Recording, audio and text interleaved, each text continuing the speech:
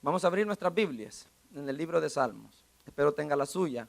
Y si no, nosotros tenemos unas allá para que también pueda leer. Especialmente las personas que nos visitan por primera vez, ahí les van a hacer llegar una Biblia para que también ustedes lean. La intención es que todos conozcamos lo que dice la palabra de Dios. Porque es la palabra de Dios la que nos ilumina el camino, ¿no es cierto? La que nos dice por dónde ir, la que nos saca de nuestras dudas, la que ilumina nuestro entendimiento. Entonces necesitamos leerla. Salmo 139,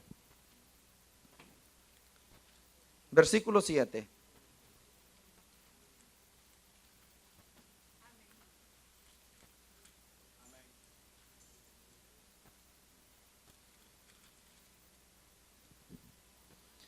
Vamos a leer hasta el verso 12. 139, 7 al 12.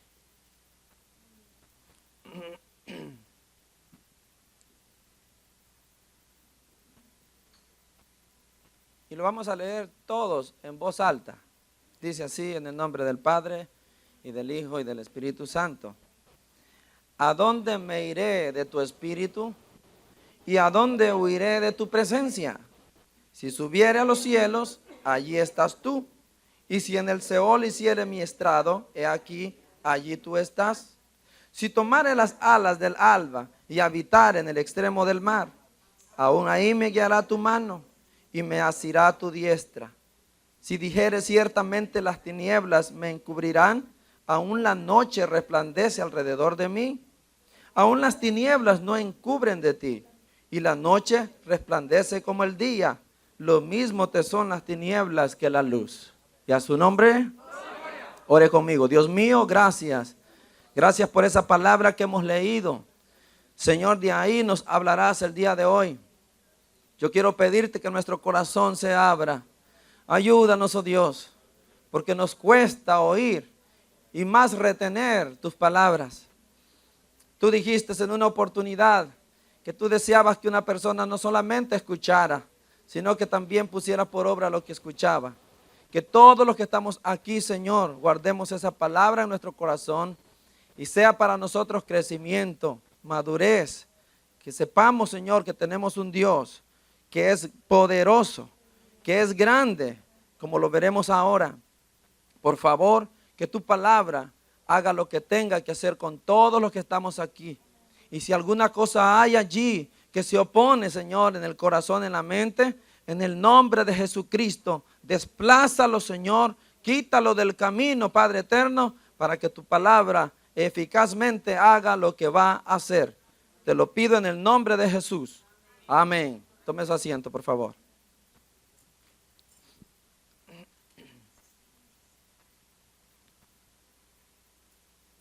He titulado el mensaje de hoy: no puedes huir ni esconderte.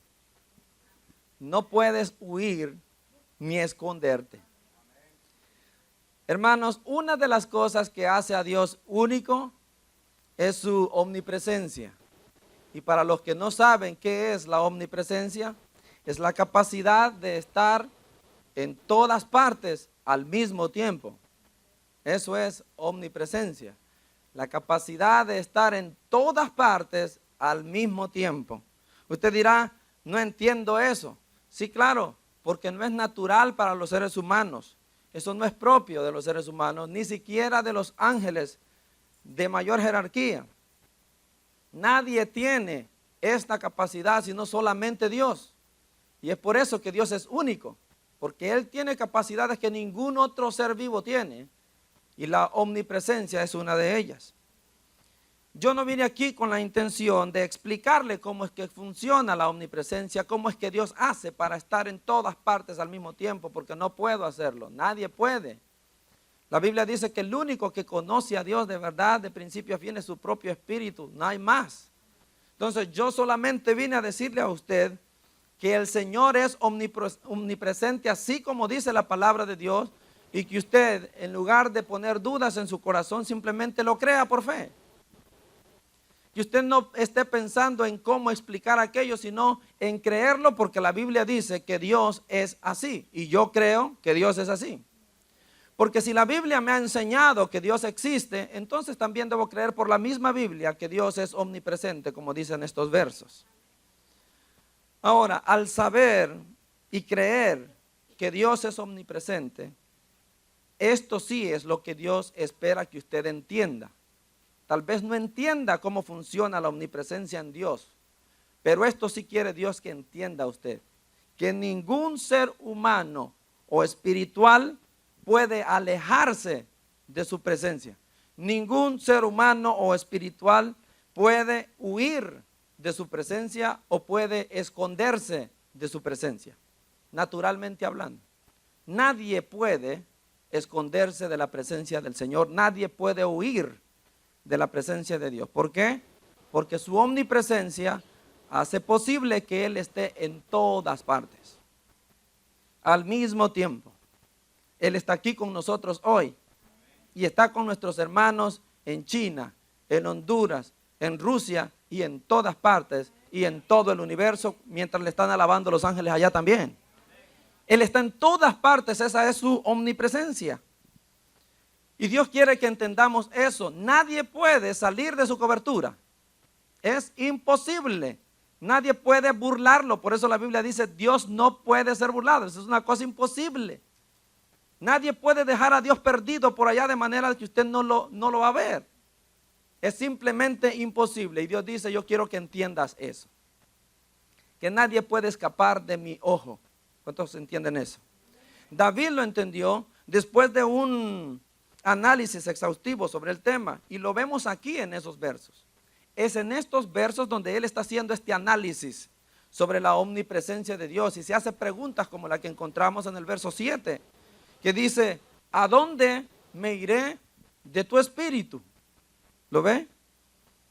¿Y a dónde huiré de tu presencia?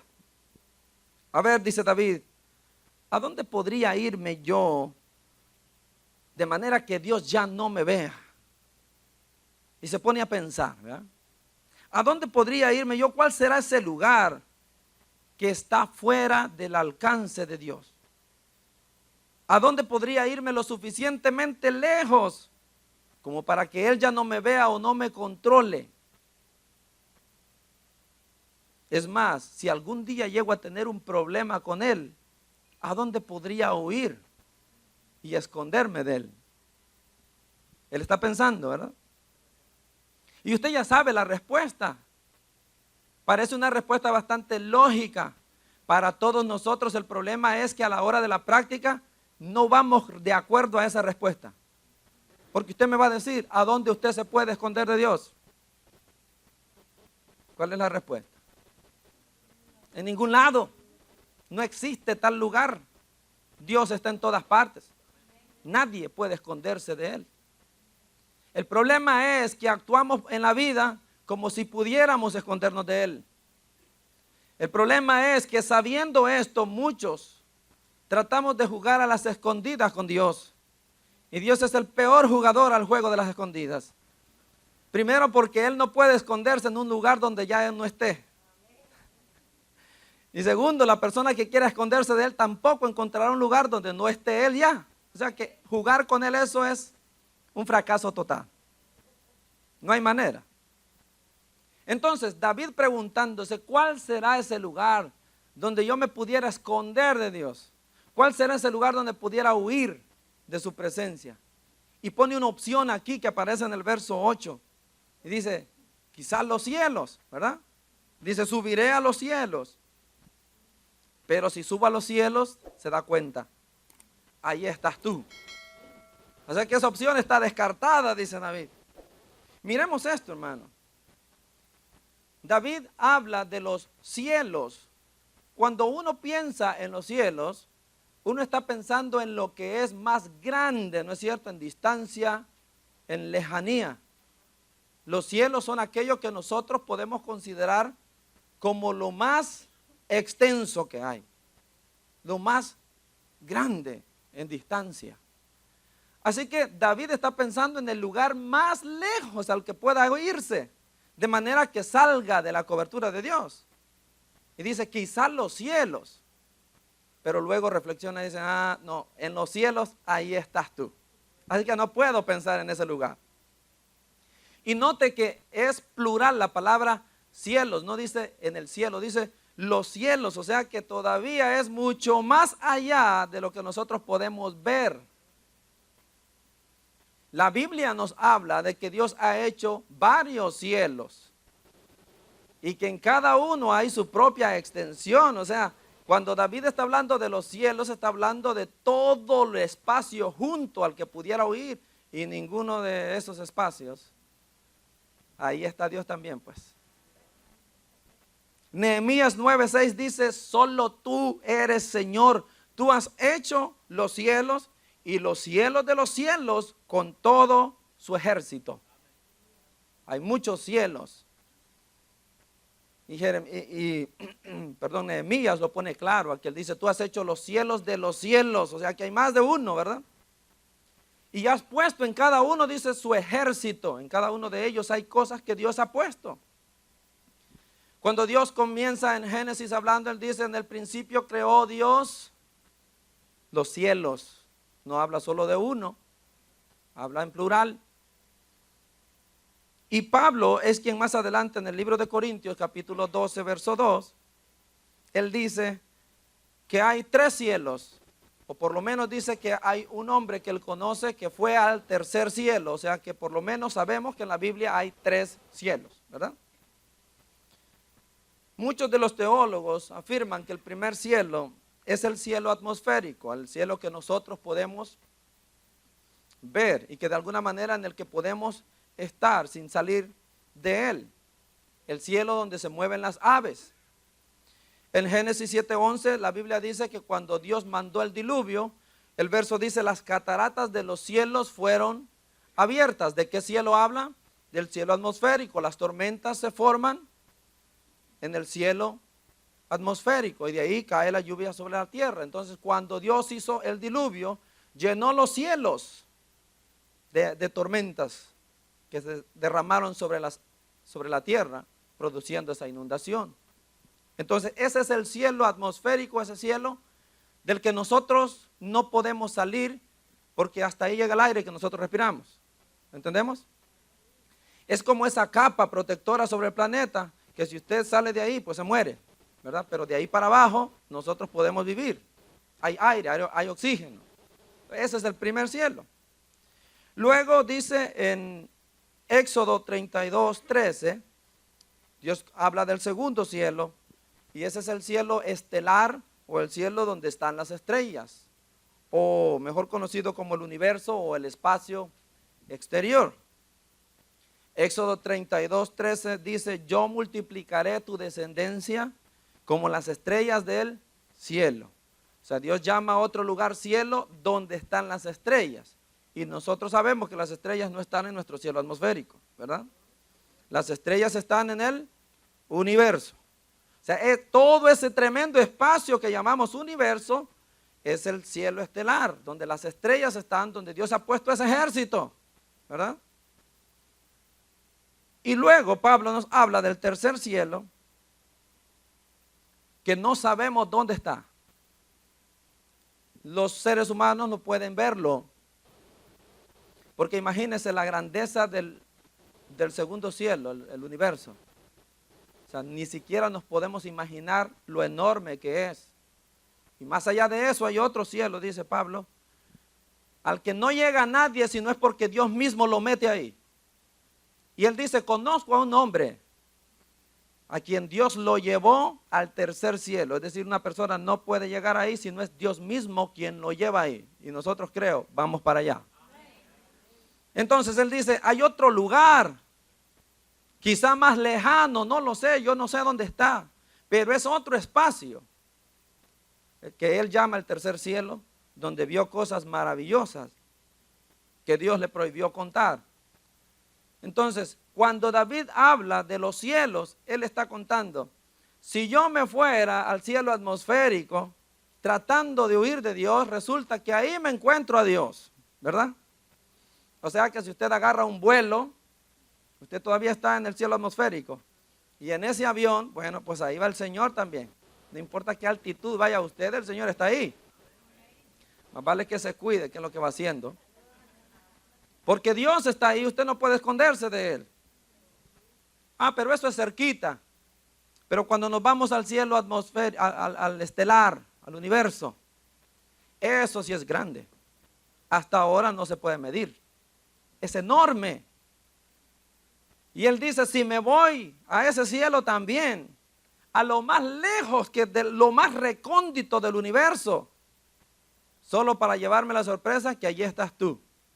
Tampoco puedo esconderme de ti ahí. ¿Usted se imagina eso? Cuando usted piensa en el tamaño del universo e irse lo más lejos que se pueda, a millones de años luz de este lugar. Y ahí Dios lo encuentra. Ahí Dios se va a encontrar usted a Dios más bien. Porque Dios está en todas partes. Es increíble el alcance, la cobertura de la presencia de Dios. Él está en todas partes.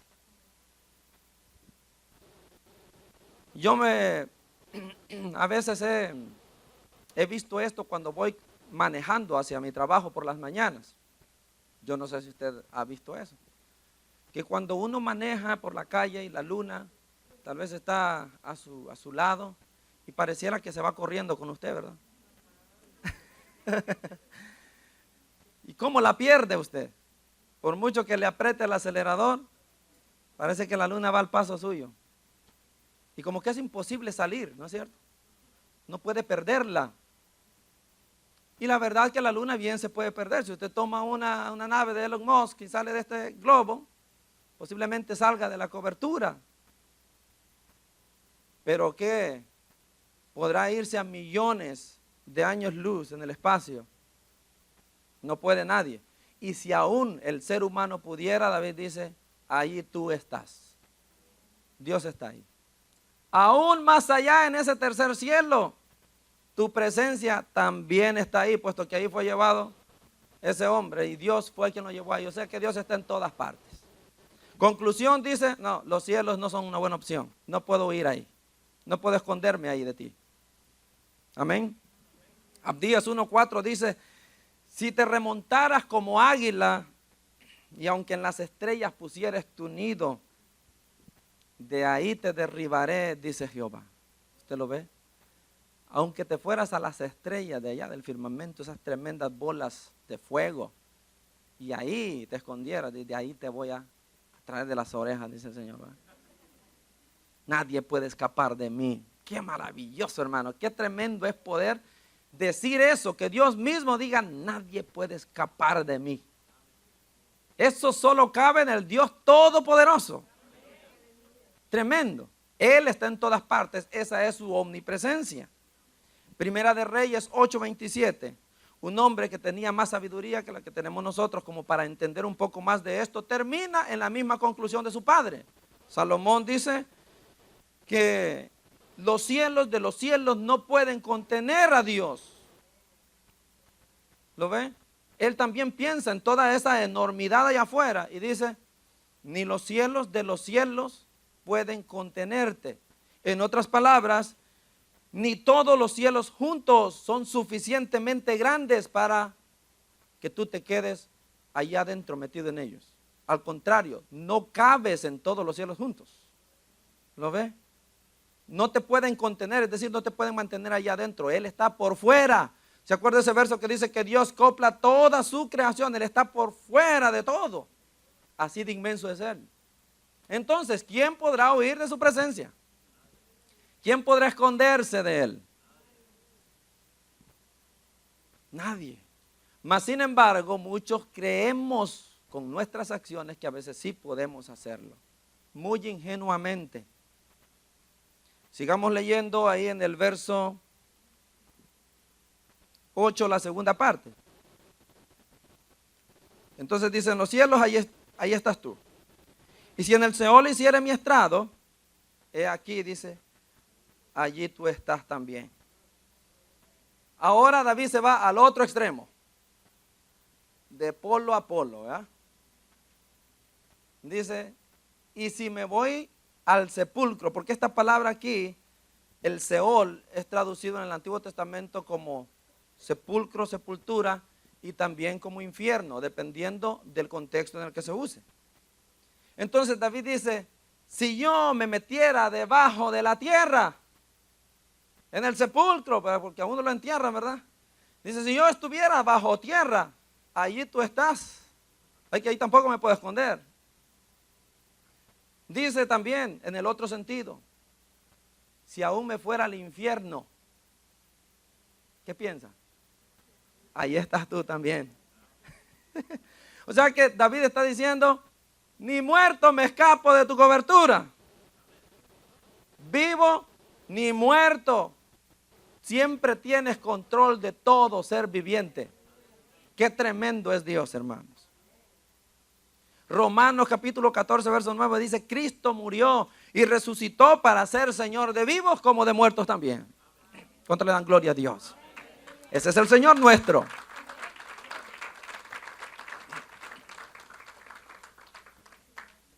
Así que él dice, si me fuera al Seol, si me fuese al infierno, aún ahí tú estás.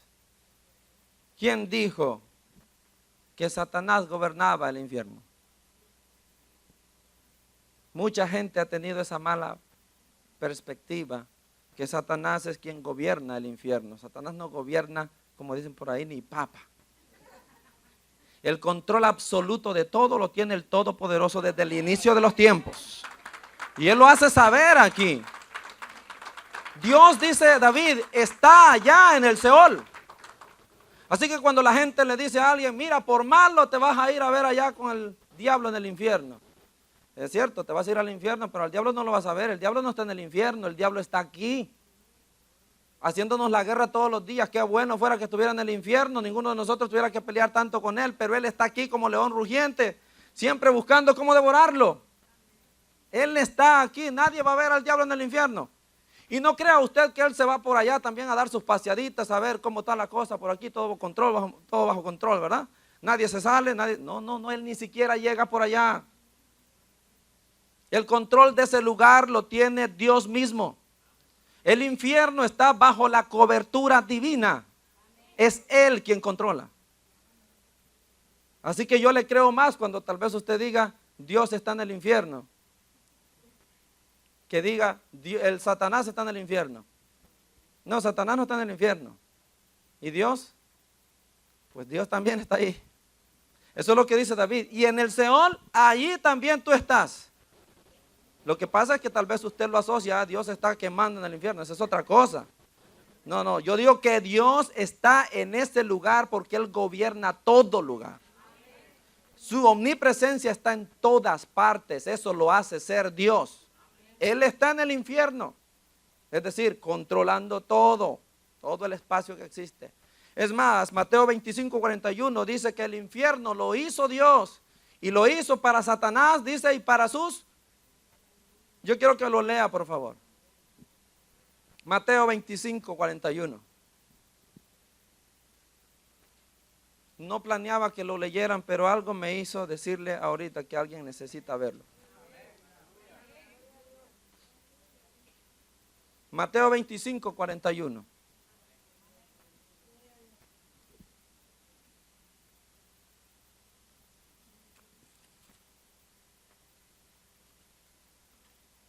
¿Lo tenemos?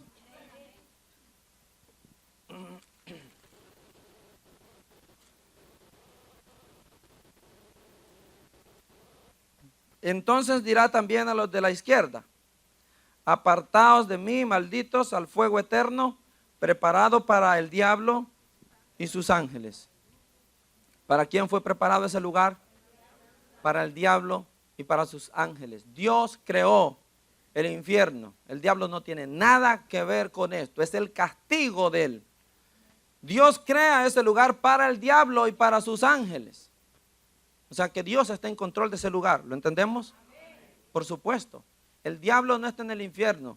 Y le puedo asegurar que no va a estar ahí por lo menos en 1000 y pico de años. Y usted dirá, ¿cómo así, hermano, que se atreve a dar fechas? Hombre, si la Biblia dice que después de que el Señor se lleve a su iglesia pasan 1000 años y el diablo todavía está aquí. Y después de esos 1000 años dice que es encadenado. Y después es vuelto a soltar otra vez. ¿Cuántos años van ahí ya? Muchos, más de 1000. Y hasta después en el juicio final, en lo último, dice la Biblia que Satanás es apresado y ahora sí es mandado al lago de fuego. Hasta entonces es su castigo. Así que no piense que Satanás ya mañana va a ser echado en el infierno. No, no, le falta mucho tiempo todavía. Le falta mucho tiempo todavía, por lo menos 1000 y pico de años más, después de que Cristo venga. Así que mejor prepárese y esté listo siempre para dar batalla, porque Él va a estar aquí para rato. Por eso la Biblia dice, no te descuides, porque Él anda alrededor, anda como león rugiente, y usted lo único que tiene que hacer es prepararse de manera que Él no lo venza, pero Él va a estar aquí por mucho tiempo, por mucho tiempo. El verso 9, volvamos al Salmo 139.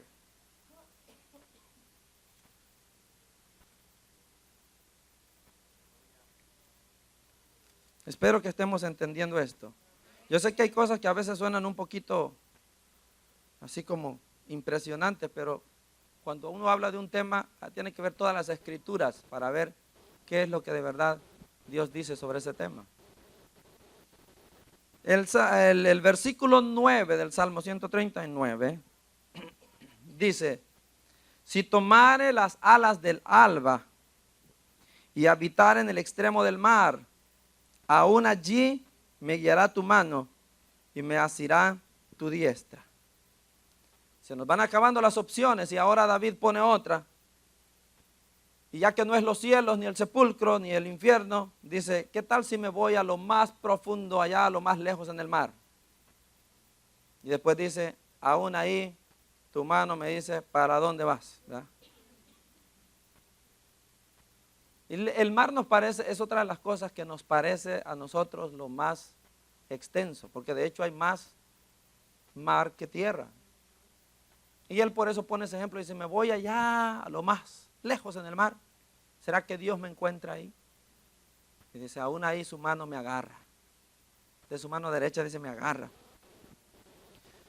¿Y qué si nos vamos a las profundidades del mar? Porque si usted no sabía, la profundidad del mar es más grande que la altura del monte más alto sobre la tierra, el monte Everest.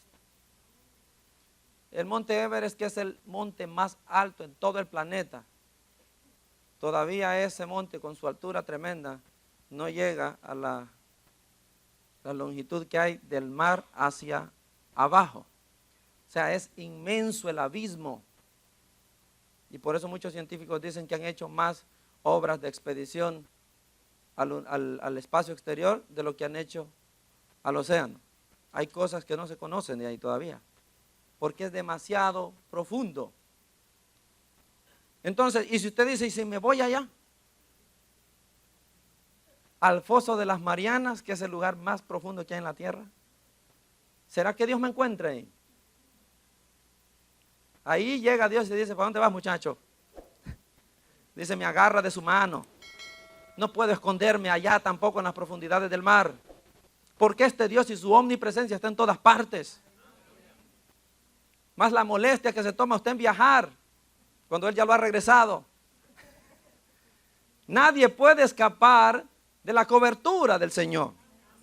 Y en el verso 11 dice, si dijere ciertamente a las tinieblas que ellas me encubrirán, dice, aún la noche resplandece alrededor de mí. Aún las tinieblas no encubren de ti, y la noche resplandece como el día. Lo mismo te son las tinieblas que la luz. O sea que la visión de Dios es pareja, para Él no hay día ni noche, no hay sombra, es siempre luz. Él ve todo el tiempo. ¿Lo entendemos? Entonces dice, si yo quisiera esconderme en las sombras, si yo quisiera esconderme en la noche, en la oscuridad, dice, tampoco funciona, porque la misma oscuridad delante de ti resplandece como si fuera día. O sea que estoy completamente descubierto, no me puedo ocultar. ¿Y cuánta gente no espera la noche para hacer cosas indebidas, creyendo que la noche los oculta? ¿Verdad que sí? Sí, muchos esperan las noches para sus perversidades, para echar a andar sus malos deseos, para cometer crímenes. Porque la noche si bien es cierto, cubre de otro ser humano, delante de Dios sigue estando totalmente descubierto.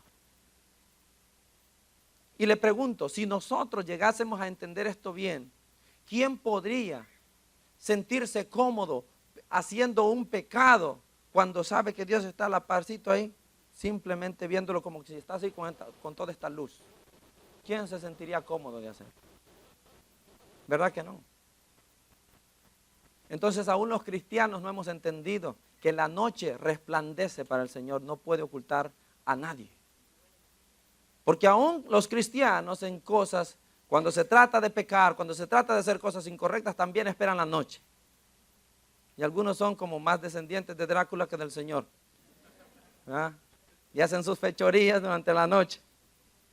Y Dios está viendo lo que usted está viendo en su teléfono por las noches, ahí en su cuarto, cuando ya son las 12, la 1, las 2 de la mañana. Dios está viendo cada cosa que usted escribe, cada cosa que usted ve. Dios está a la par suya. La oscuridad no lo tapa a usted delante de Dios. ¿Entendemos esto, mi hermano?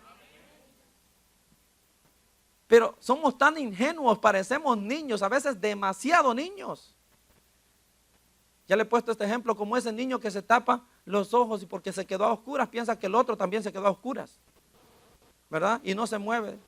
Están jugando a las escondidas, usted le tapa los ojitos y como que está a oscuras y el otro también está a oscuras y no lo puede ver. Y así somos muchos.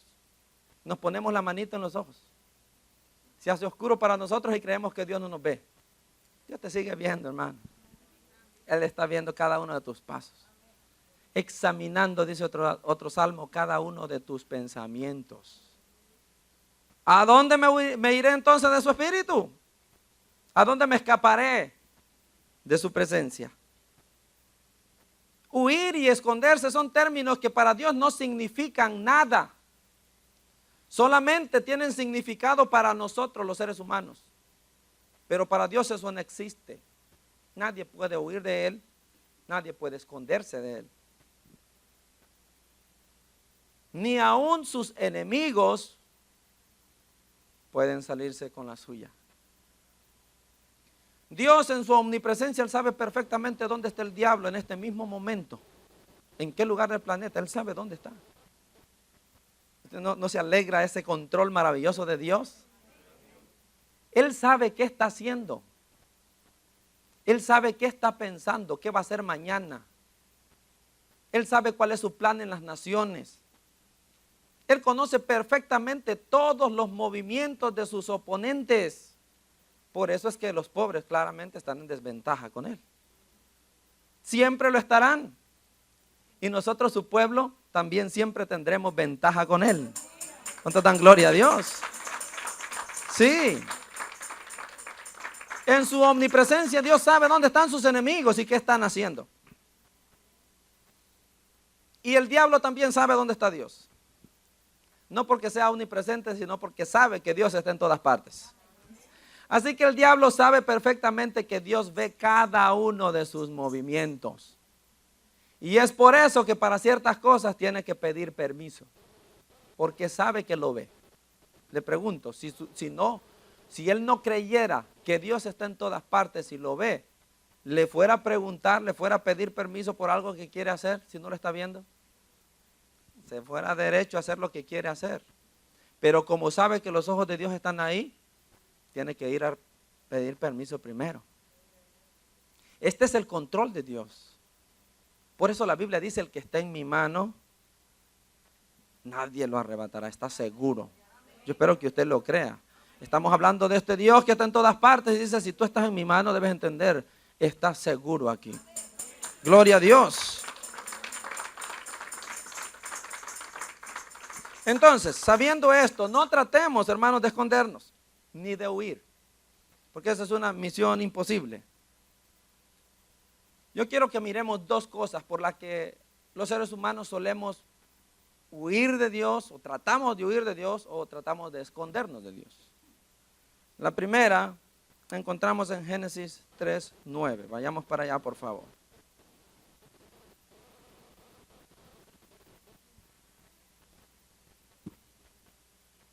Génesis 3:9.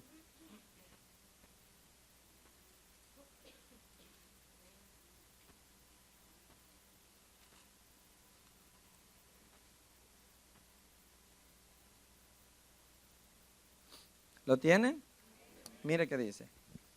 Mas Jehová llamó al hombre y le dijo, ¿dónde estás tú? Y él respondió, oí tu voz en el huerto y tuve miedo porque estaba desnudo y me escondí. La primera razón por la que el ser humano trata de esconderse es el pecado. Es el pecado. No piense usted que cuando Dios pregunta y le dice, ¿dónde estás tú? Es porque no sabe dónde está. ¿Verdad? Porque ya discutimos esto. Dios está en todas partes. La razón por la que Él pregunta es simplemente porque quiere que el ser humano confiese su falta. Le confiese su falta y de esa manera Él pueda derramar su misericordia sobre él. La razón por la que le llama es para que el ser humano tenga el valor de hablarle y decirle, Señor, estoy mal, pequé. Y al momento de que confiese su pecado, pueda recibir la misericordia de Dios. Proverbios 28:13 dice que el que confiesa su pecado y se aparta, alcanzará.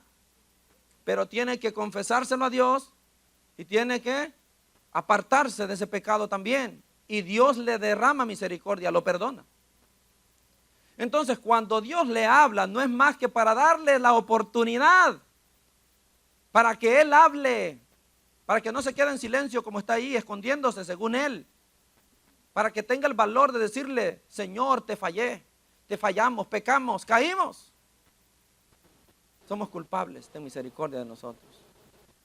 Y Dios queriendo derramar su misericordia. Yo creo que lo que el Señor me reveló aquí es grande. Y yo no lo había visto tampoco en estos versos. Es esto que le voy a explicar. El castigo dado al hombre y a la mujer, incluso hasta la serpiente, era parte de la advertencia que al principio Dios le dijo que iba a pasar con ellos si comían del fruto prohibido. Evalúe. Las cosas que Dios determinó sobre cada uno de ellos como castigo, estas cosas estuvieron en la advertencia que Dios les dio primero. Vayamos y veámoslo en el capítulo 2, verso 16. Génesis 2:16. Un poquito atrás.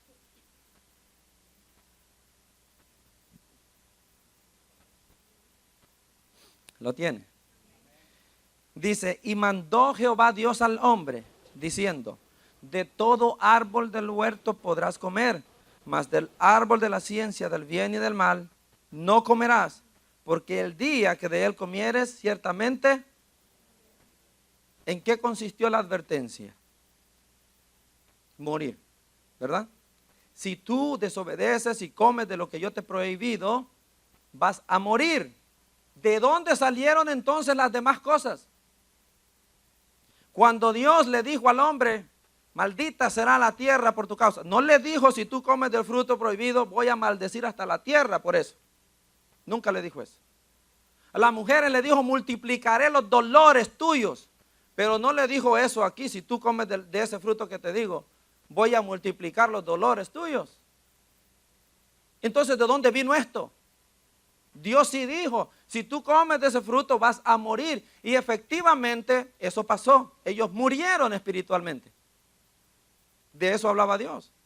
Ellos comen del fruto y murieron espiritualmente. Es lo que la Biblia llama la muerte espiritual. Pero ¿cómo es que vino lo demás? Por esto de lo que estamos hablando.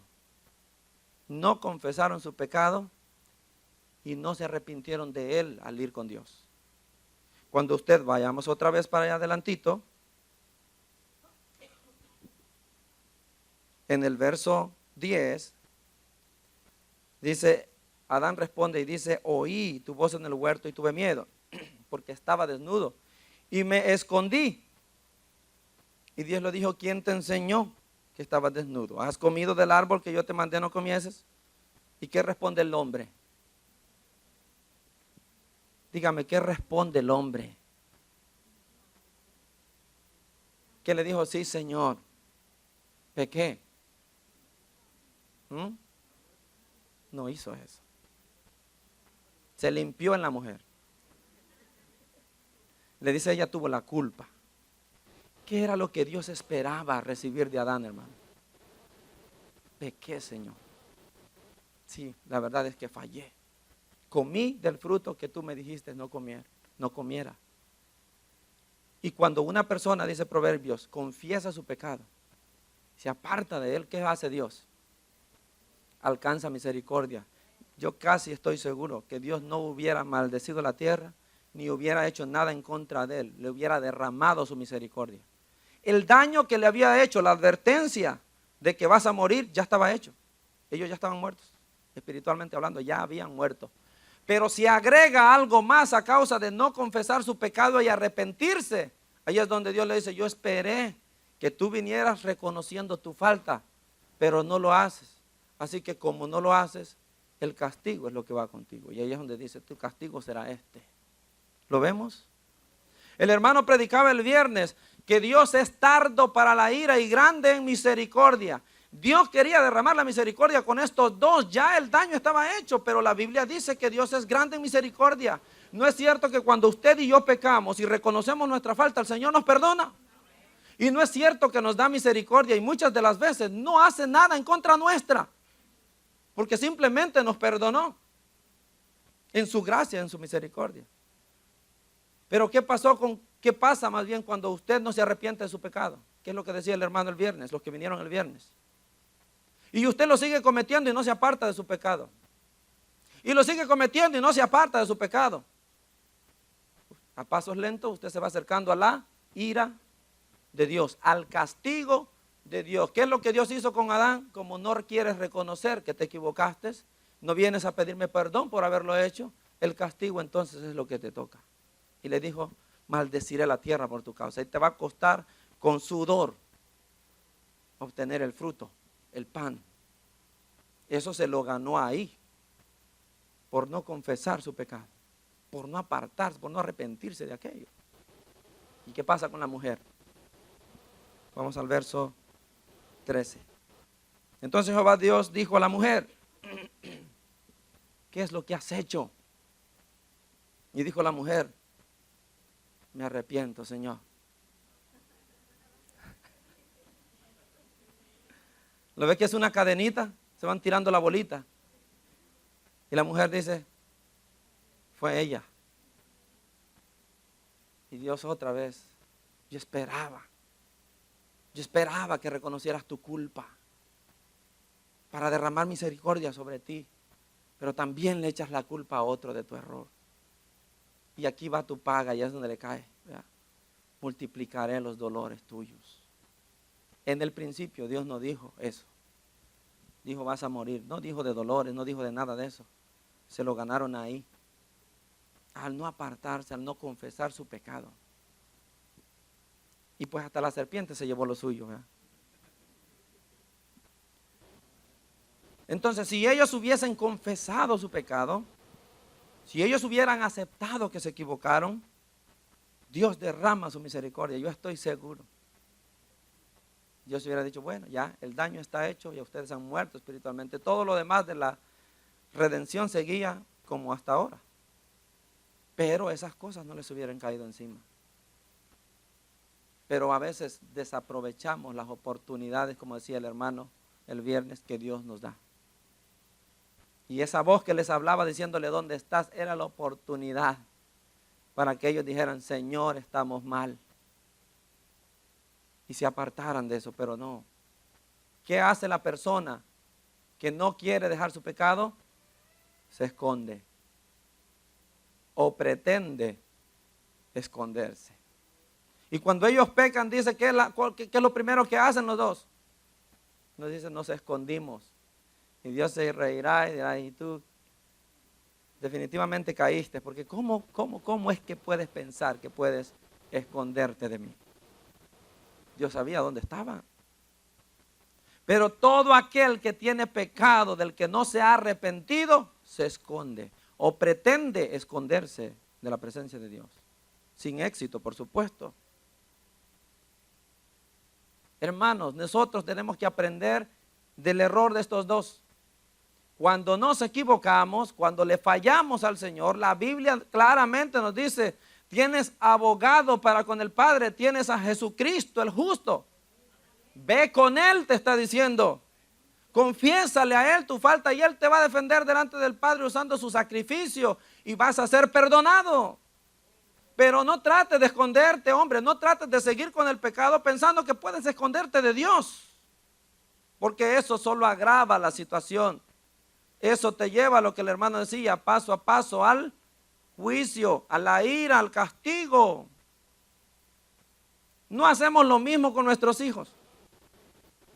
Cuando ellos se equivocan y hacen algo malo, nosotros vamos y hablamos con ellos y le decimos, a ver hijo, ¿tú hiciste esto? ¿Qué suelen hacer ellos? Dignos descendientes de Adán.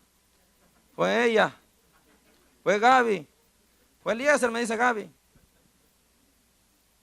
Y cuando ellos no reconocen su falta, ¿qué hace usted? Porque quieres engañarme, porque pretendes llevarme, ¿verdad? En tu jueguito, te voy a castigar, ¿sí o no? Ah, pero ¿qué pasa cuando ese niñito viene y agacha la cabeza? Le dice, sí, yo fui. Se derrite su corazón. Y el castigo ya no va. Misericordia. ¿Qué le dice usted? No lo vuelvas a hacer, hijo, eso no está bien. Por esto y por lo otro. Pero cuando dan sus argumentos tratando de defenderse, más rápido les cae el castigo. Así es Dios. Dios, como sus hijos, espera que cuando usted se equivoque, usted venga humillado. Dice la Biblia, si mi pueblo se humillare, dice el Señor, y buscar en mi rostro, ¿no es cierto? Eso dice la Biblia, si mi pueblo se humillare y buscar en mi rostro, yo descenderé de los cielos, dice, perdonaré sus pecados y voy a sanar su tierra. Voy a derramar mi misericordia sobre ellos. Pero ¿qué cuando uno de esos hijos no quiere reconocer que se equivocó? No quiere reconocer que tiene un problema. No quiere reconocer que ha pecado.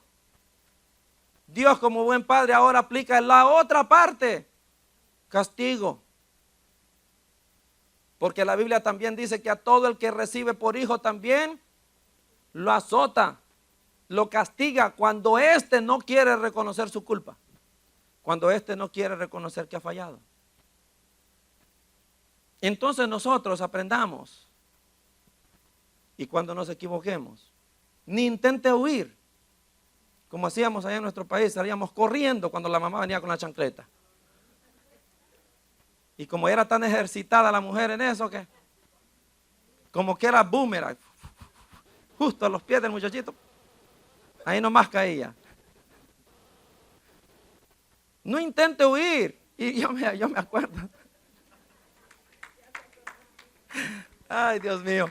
Y yo me acuerdo de esas mamás gritando por la calle, mejor es que no huyas o te va a ir peor. ¿Verdad? Y sí, por haber huido le daban más duro. Entonces cuando usted peque, Dios dice lo mismo, no intentes huir o te va a ir peor.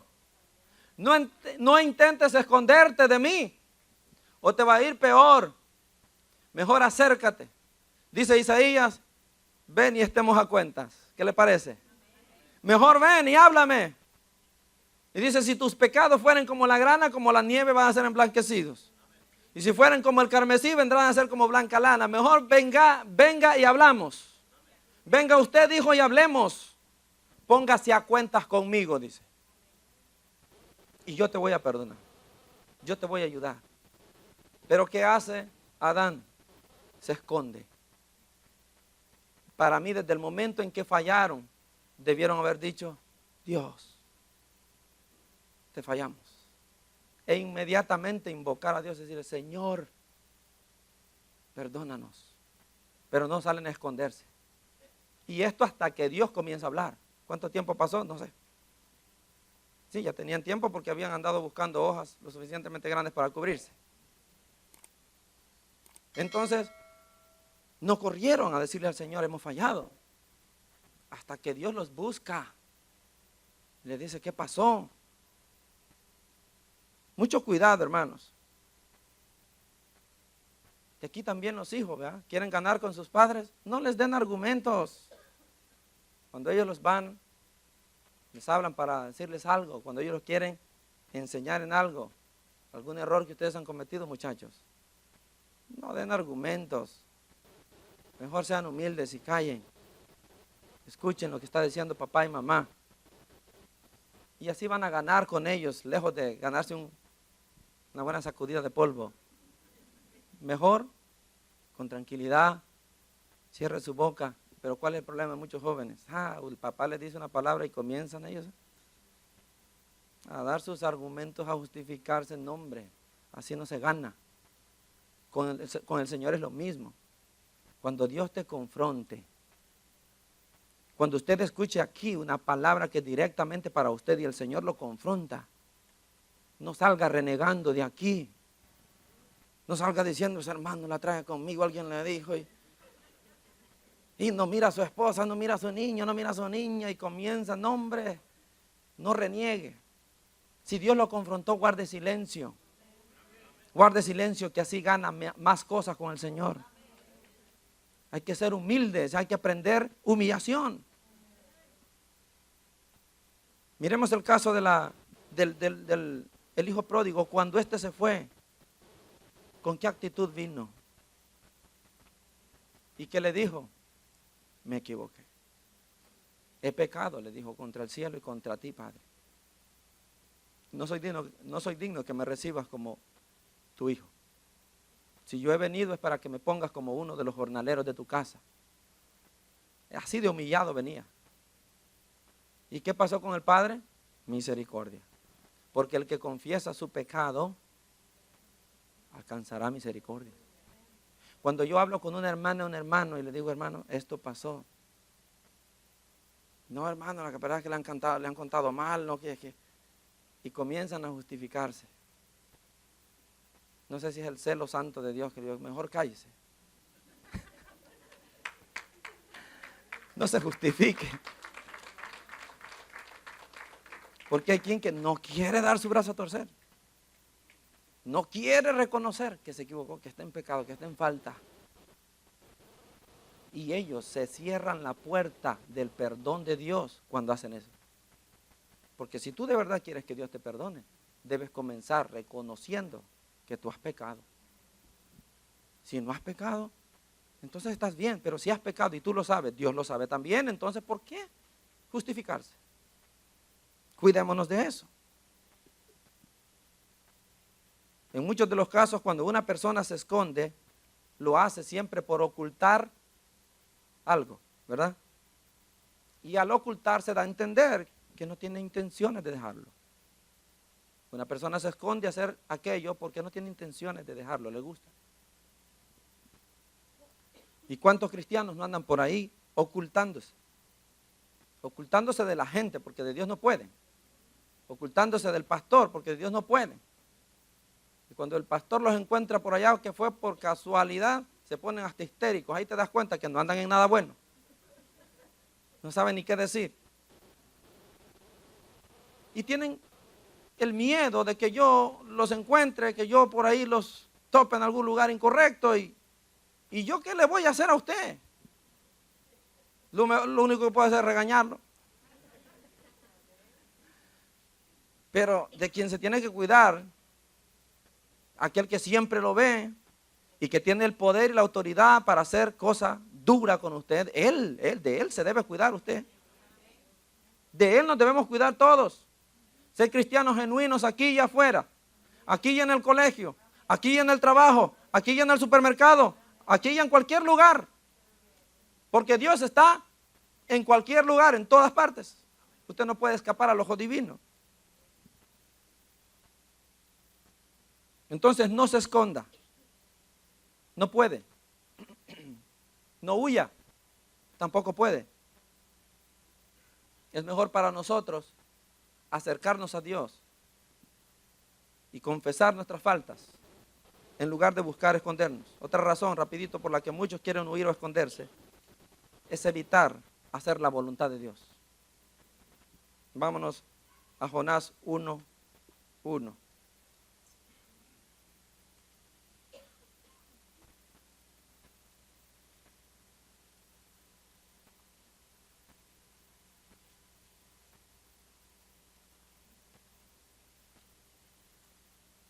usted dirá, ya sé por dónde va. Y qué bueno, porque eso quiere decir que su mente está trabajando y está enfocada en esto.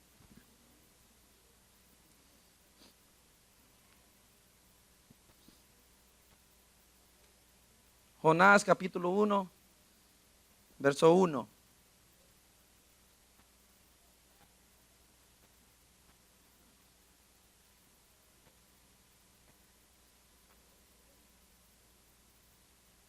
Yo sé que cuesta y está peleando y está batallando.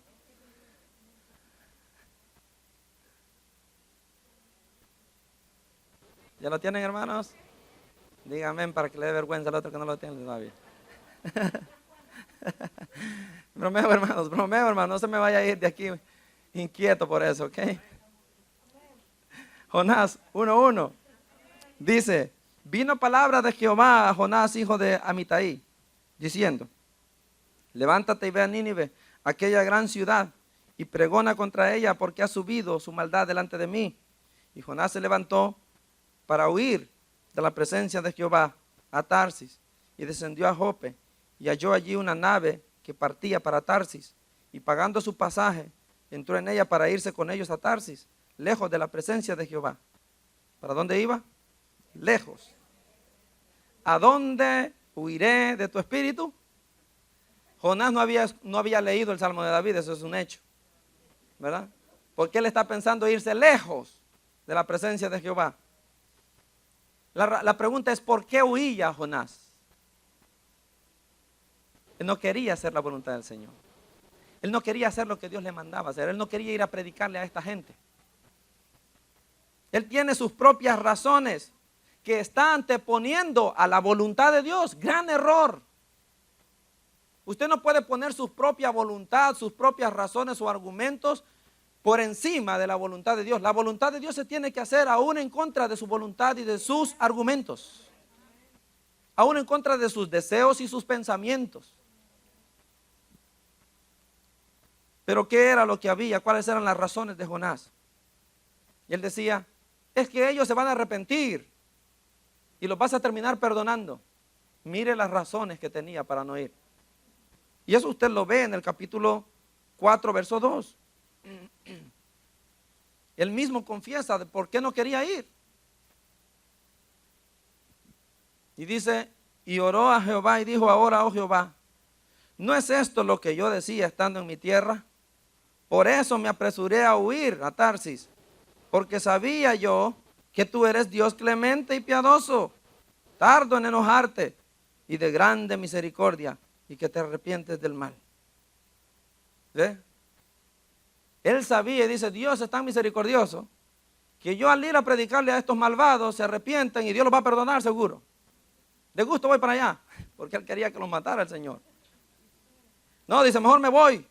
Y así nadie les predica y que les caiga fuego. Eso era el pensamiento de Jonás. Y se rehúsa a hacer la voluntad de Dios y por eso dice, pretende huir del Señor. Se va lejos, dice. No había leído a dónde me iré de tu espíritu. ¿Y a dónde huiré de tu presencia? No había leído el Salmo de David. Entonces esas eran las razones de él. ¿Cuáles son sus razones? ¿Por qué usted le huye también al llamado del Señor? ¿Cuáles son sus razones? Ay, hermano, es que eso me va a traer doble esfuerzo. Apenas si descanso ahora los sábados y si me pongo aquí en la iglesia a hacer esto también, pues ya estuvo que no dormí.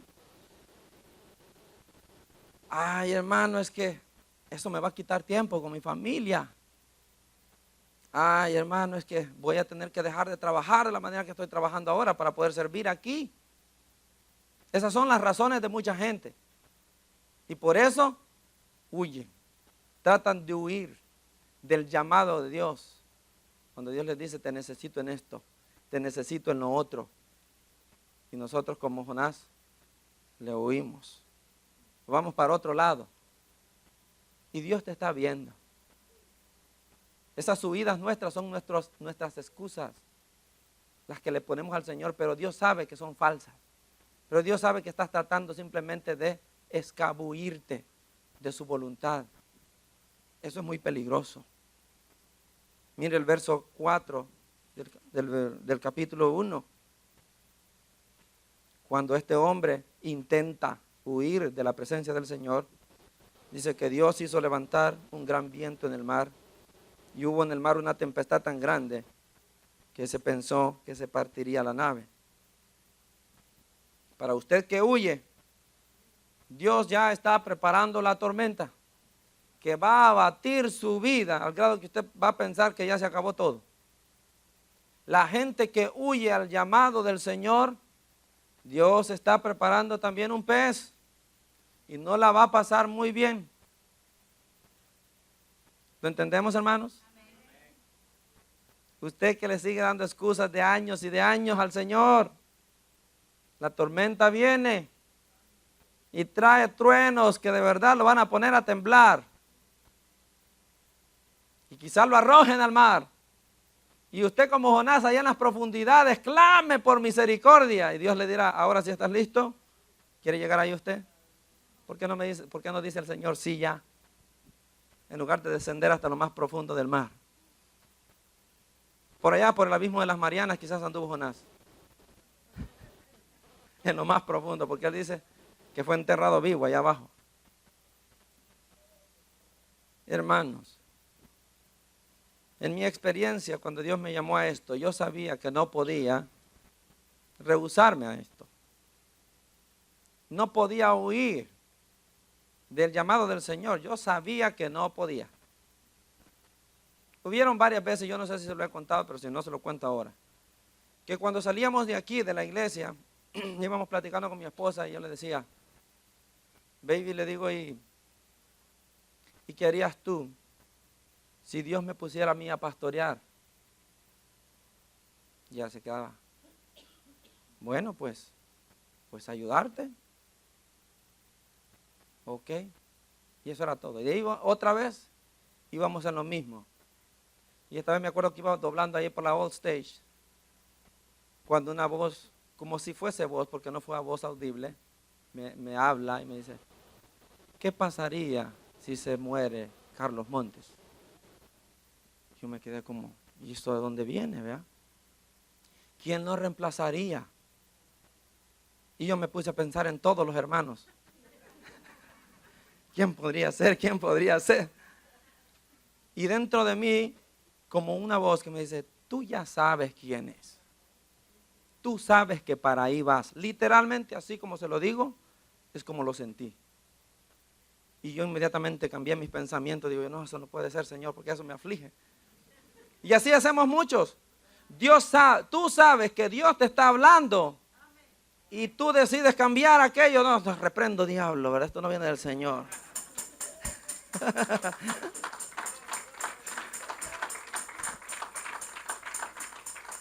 No, viene del Señor, no huya. Le doy un consejo sano, no huya.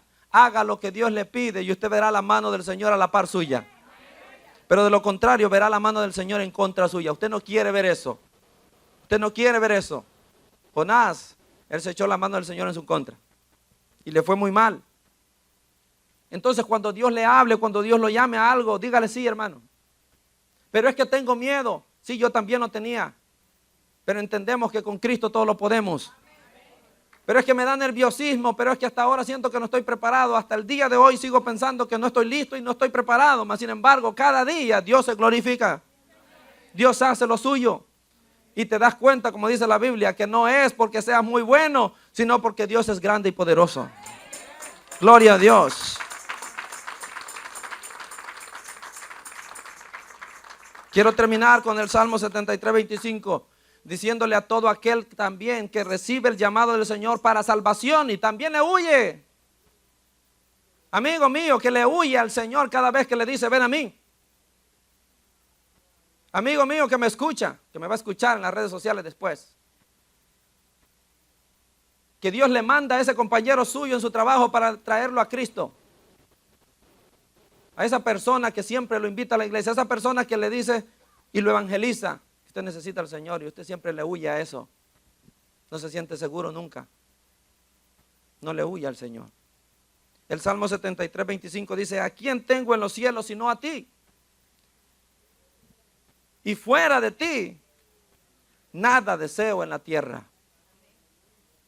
Eso que usted teme recibir, es lo que más desea su alma. Pero usted no lo sabe.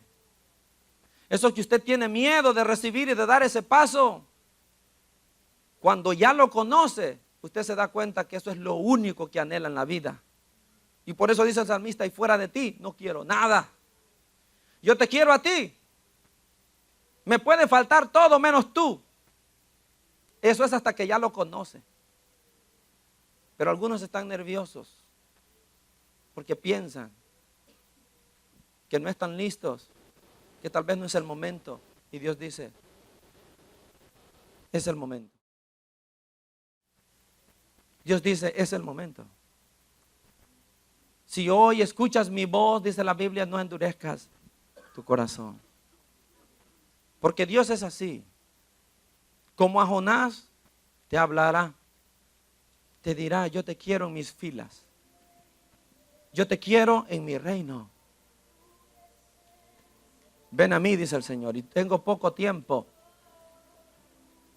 Así que, sin querer pasarme, 2 minutos, para hacer un llamado a las personas que están aquí, que deseen aceptar a Cristo, o que quieran reconciliarse con el Señor. 2 minutos. Si usted no quiere hacerlo, está bien. Pero si Dios le habló, no tome esto de mi persona. Yo solamente soy el mensajero aquí. Pero Dios conoce los corazones y sabe qué es lo que cada uno necesita. Así que si alguien quiere tomar la decisión, venga a Cristo y oramos por él, por ella. Y si no, que el Señor en su misericordia le dé más oportunidades. Señor, te damos gracias por la palabra recibida. Señor, te damos gracias porque eres fiel.